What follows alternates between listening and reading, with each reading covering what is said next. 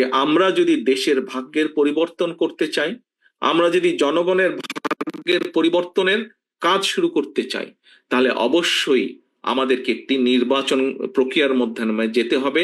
আমাদেরকে গণতান্ত্রিক প্রক্রিয়ার কাজ শুরু করতে হবে। যত দ্রুত আমরা গণতান্ত্রিক প্রক্রিয়ার কাজ শুরু করব, তত দ্রুত আমরা পরিবর্তনের কাজ শুরু করতে পারবো। যত দ্রুত আমরা গণতান্ত্রিক প্রক্রিয়ার মাধ্যমে একটি নির্বাচিত সরকারের হাতে দায়িত্ব দিতে পারবো, তত দ্রুত আমরা দেশকে আরো ধ্বংস হয়ে যাওয়া থেকে রক্ষা করতে সক্ষম হব। এখন কিছু কিছু লোক বলেন যে নির্বাচন হলেই কি সব সমস্যার সমাধান হয়ে যাবে?